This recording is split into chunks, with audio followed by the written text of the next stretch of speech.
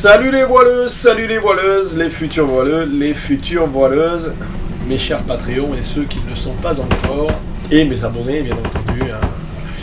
Alors, vidéo sur le gros temps. Vidéo qui je pense est pas mal attendue par pas mal de gens. Alors on va, je sais pas si vous avez lu des bouquins là-dessus, mais il y a de très bons bouquins qui ont été faits là-dessus. Il y a différentes choses qui sont à prendre en compte, le type de bateau, la côte, les conditions, et puis l'expérience de chacun. Je vais essayer de traiter ça de façon très... on va mettre de côté l'émotionnel, hein, on va essayer de traiter ça de façon... Je pense que dans une situation de gros temps, il faut absolument éviter l'émotionnel. C'est là où c'est le plus dur, on est de suite submergé par les émotions. Je lisais encore pas longtemps des gens qui disaient « Ouais, j'étais dans Force 6, j'abandonnais le bateau, Force 8, j'abandonnais le bateau. » L'abandon du bateau, pour moi, c'est... Je me dis, voilà, là, c'est l'émotionnel qui a pris le dessus. Bref, on en parle de suite. Allez, c'est parti. Ouais, alors le gros temps. Bon, la première chose, c'est il faut savoir si tu as de l'eau à courir ou pas. Et puis, il y a gros temps et gros temps. On sait tous qu'un Force 7 en med... c'est bien plus dur qu'un Force 7 en Atlantique. Donc, pour des raisons, les vagues sont courtes, etc. etc. Donc, si tu n'as pas d'eau à courir, parce que la fuite, en ce qui me concerne, alors, c'est pas toujours la meilleure solution dans la fuite, attention, mais en ce qui me concerne, chaque fois que j'étais dans des conditions où ça a commencé à bastonner, voilà, on s'est mis avec des vagues qui nous poussaient de l'arrière et ça s'est bien marché, mais j'ai fait une mise à la cape dans ma vie.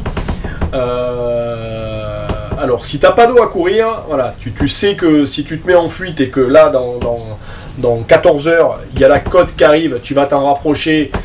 Là, tu vas à la catastrophe, hein, parce qu'il ne faut surtout pas se rapprocher de la côte. Hein. Qu'est-ce qui va se passer quand tu vas te rapprocher de la côte?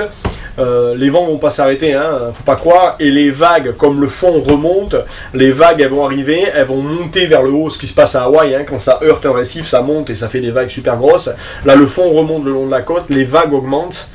Et là, tu vas te prendre de la déferlante et de la vague qui déferle. Et là, pas bon, quoi. Donc si si t'as pas d'eau à courir et qu'il y a la côte qui monte le bout de son nez et que voilà, tes options elles sont là, le vent pousse ici, tu peux aller dans cet arc là, pas trop travers la vague, et que là-bas tout ça c'est de la côte, la meilleure option ça va être une mise à la cape. Ça c'est la première chose qu'il faut savoir, faut se mettre à la cape. Bon, la mise à la cape vous savez comment elle se fait, hein, donc tu mets... les génois d'un côté, voile de l'autre, barre à contre. Bon, bref, ça, on fera une vidéo là-dessus. Je voulais dire quelque chose que j'ai oublié. Oui, et la mise à la cape, je suis concerné par deux choses dans la mise à la cape. La première chose, c'est... Ça peut être très très gros temps. Si les vagues déferlent, là, la mise à la cape, très dure. Et la deuxième sur la mise à la cape, si les vagues sont vraiment énormes, quand tu vas être dans le bad, là, parce que quand on dit grand voile d'un côté, génois de l'autre, ouais, c'est le bout de grand voile, tu mets tes sous 3 riz, et il te reste un petit bout de grand voile et tu as un petit bout de tourmentaire à l'avant. Mais c'est ça qui tient face au vent. Et ce qui va se passer, c'est que quand la vague arrive, donc tu la montes avec le bateau, tu as la cape et ça descend derrière. Et quand tu es dans le trou derrière, tes vagues, elles touchent plus de vent. Parce que la vague qui est là, elle te le cache. Tu vois? Et comme tu touches plus de vent, il y a de grandes chances que la vague, quand elle arrive, elle te fasse tourner d'un côté ou de l'autre. Et là, si tu as le malheur de te mettre travers à la vague, tu es parti pour faire un tour de machine à laver. Et la machine à laver les bateaux, ça fait pas bon ménage. Donc là, bon, vous le savez tous, hein, les procédures, elles sont quand vous êtes dans du gros temps, hein, c'est tout hublot fermé, la descente est fermée, on évite de prendre un paquet de mer à l'intérieur parce que si tu as la moitié du bateau qui prend l'eau, c'est fini, il bouge plus, tout le monde est harnaché, mais j'abandonnerai pas le bateau. j'abandonnerai pas le bateau parce que on a des dizaines et des dizaines d'histoires de gens qui ont abandonné leur bateau qu'on a retrouvé sur la côte du Brésil ou ailleurs. Moi j'en connais une grosse dépression qui est passée entre Gibraltar et les Canaries.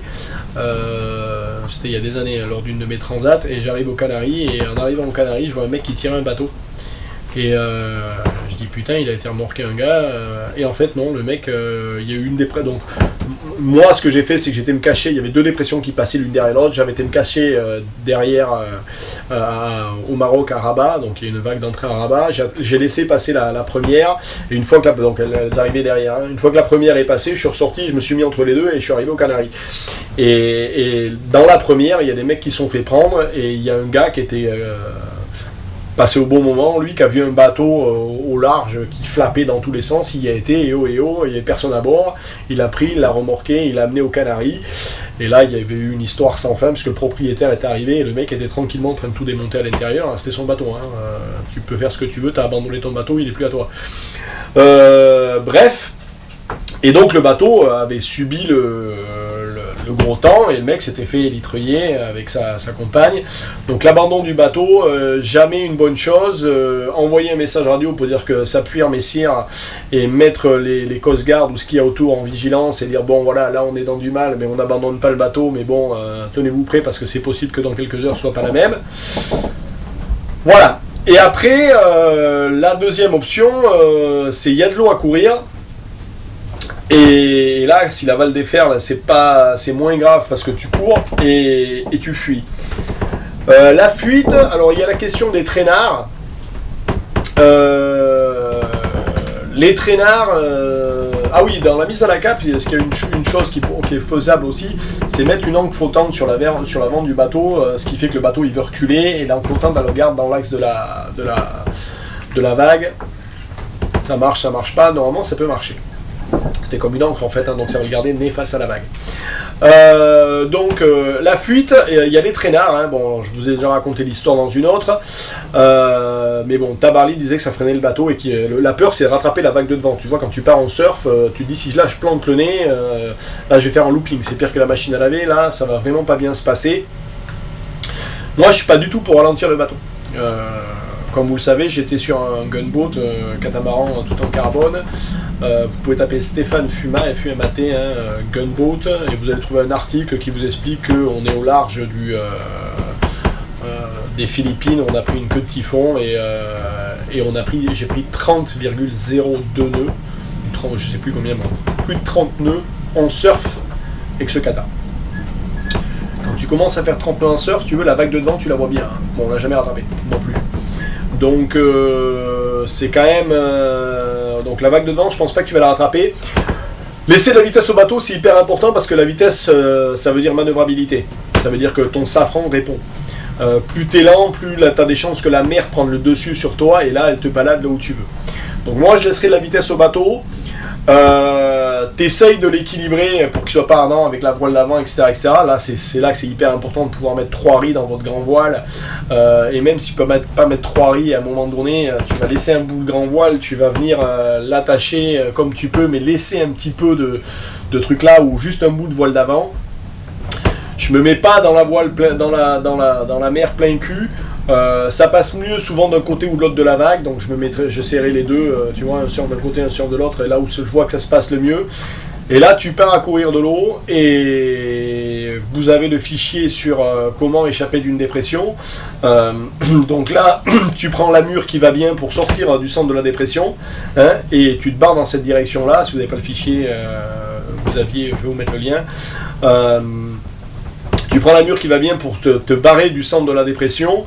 Et puis, faut serrer les fesses, pas l'autopilote à la barre, et puis voilà, hein, on s'enfuit.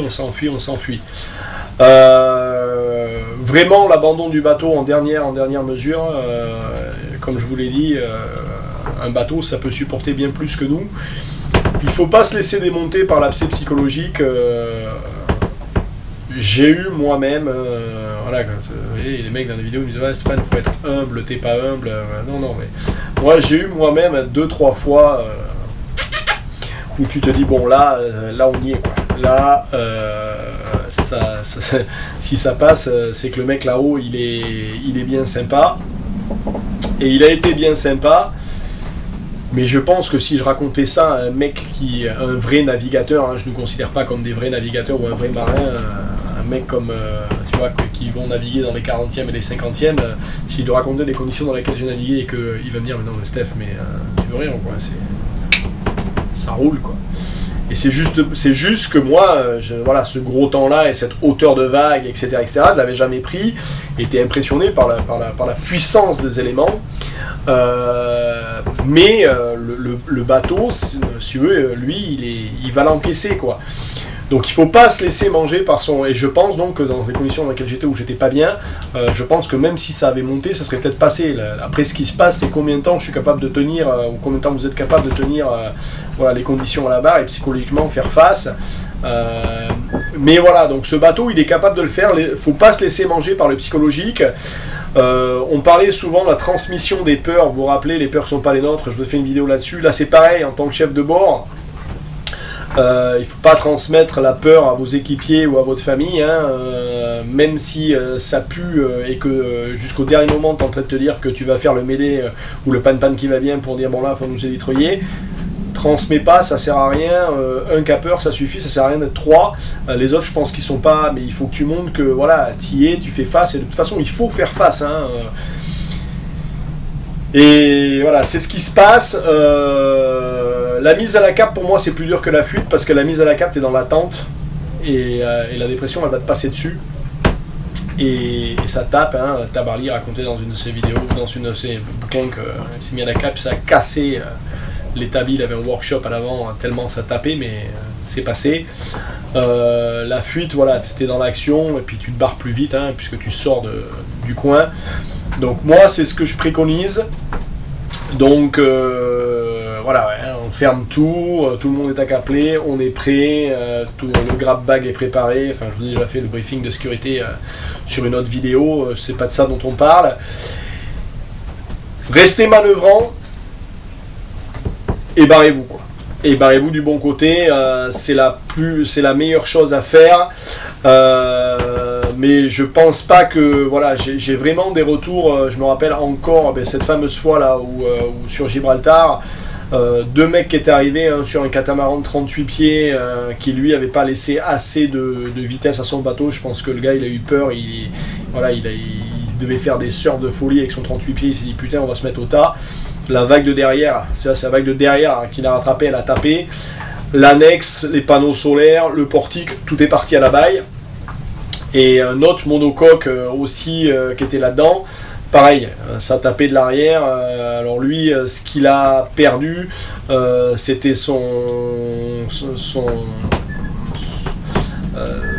wind générateur, son éolienne, il avait perdu et des panneaux solaires. Vous vous rappelez, moi, je me suis fait, quand le vent te prend de côté, tu pars à la gîte, s'il y a 30 nœuds, c'est pas sous les panneaux solaires.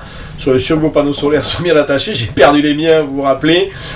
Donc moi les miens là ils sont fixés, vissés, j'ai mis de la Dynéma qui tient 1,4 tonnes. Ce sera le portique qui va partir, mais le panneau va rester. Il n'y a rien de pire que tu es à la barre et tu as les panneaux qui te partent dans la... Ça m'est arrivé, hein, qui te partent derrière toi, et il y en a un qui reste attaché, qui revient et qui retape comme ça. J'ai failli le prendre dans la tête. Voilà, les conneries qu'on fait et qu'il faut pas faire. Tout ce qui est sur le pont, machin, etc., qui peut voler, se déplacer, on range tous les coussins. Là, il faut que ce soit flush deck.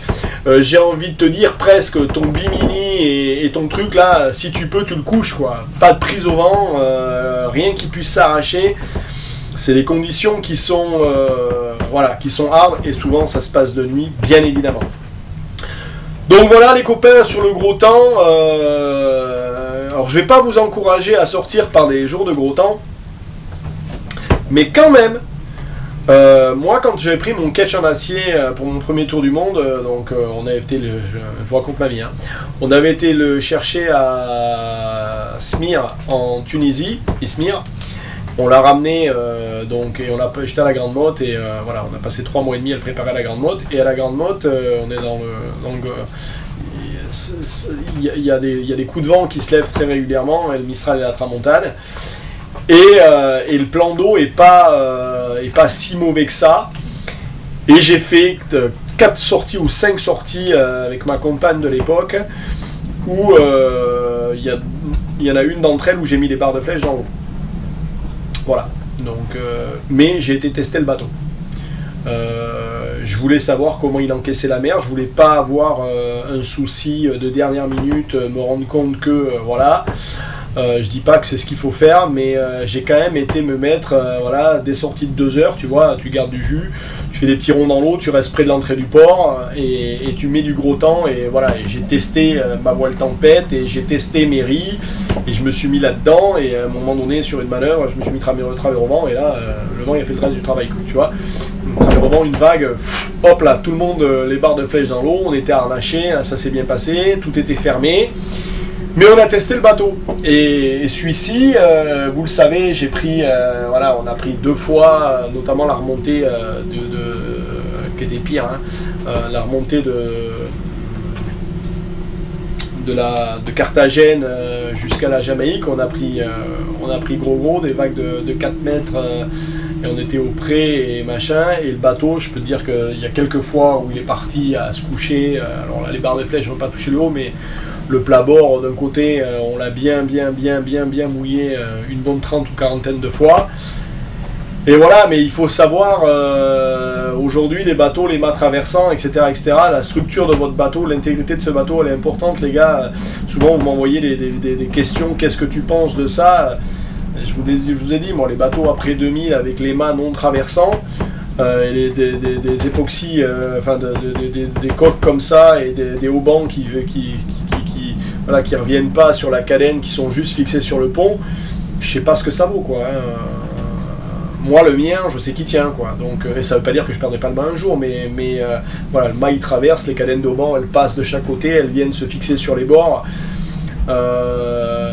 C'est important d'être confiant de son bateau aussi, tu vois, ça aide à se dire que ça va passer, quoi. Bon, elle était super longue cette vidéo, je m'en excuse à l'avance, mais le gros temps, c'est vraiment quelque chose d'hyper important. Allez les copains, à la semaine prochaine, bye bye. Bye bye.